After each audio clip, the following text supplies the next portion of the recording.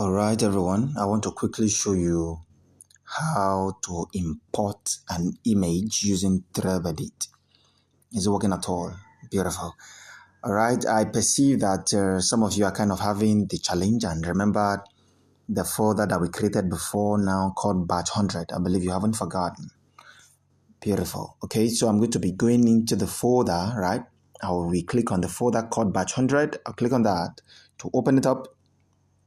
We now have the introduction.html. That is the file that we created from the beginning, beginning of the class, right? Okay, so we need to add an image inside of this folder. Remember, we are inside of the folder called batch 100.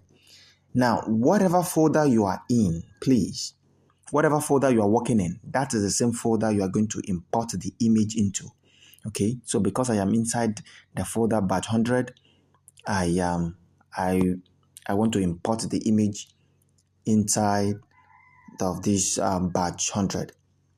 Is it working at all?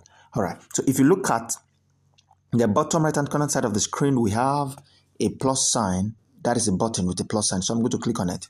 We have the new folder, new file, import folder, and import file. So because we need an image, it's going to be import file this time around.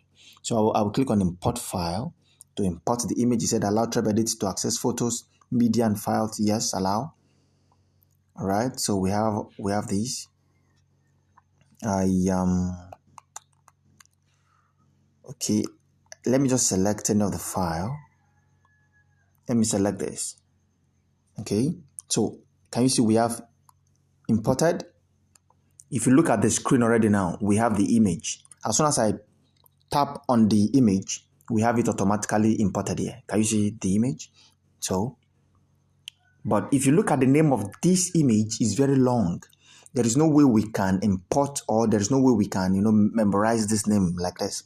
So what do? I need to rename this image. How do I rename it? I will long press that image. I am not clicking on it. Take note of that. I'm not clicking on it. I just press and hold it. Then we have a new pop-up at the bottom corner side. We have rename, export, compress, and delete. So this time around, I'll be clicking on rename because I want to rename it. Click on rename. Then it all depends on the image, or it all depends on what we want to do. Let's call this OG. All right, og.jpg, so that we can, for easy memorization, I'll click on rename to rename it. So we now have og.jpg. Is it working at all? Beautiful. So let's say I want to display this image inside of our introduction.html file. So I will click on that introduction.html file to open it up. Inside of the body, let me come down a bit. This is inside of the body. We are going to be making use of this img, that is for the image. All right. So I'll click on img. We have the source and the auth. All right. Please, you watch the other video on how to import image using the system so that you understand the explanation on this auth. I've done the explanation on that. Okay, so we have the source, right? We need to import that image here now.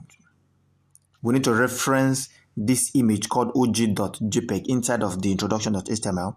So inside of the source, in between the quote, I'm going to have what? We are going to have a dot slash. Okay, og.jpg. Let me see. Beautiful. All right. So now, inside of our source, we have dot, then forward slash. After that, we call the name of the image. What is the name? og.jpg. Please, the exact name of the image. That is what you are going to be. That is what you are going to reference here. Is it working at all? The dot slash, that is to say, okay, change to this directory. We are calling this from here. As soon as I play it, we have this. This is one of my mentors. This is Apostle Joshua Selman. All right. Is that not powerful?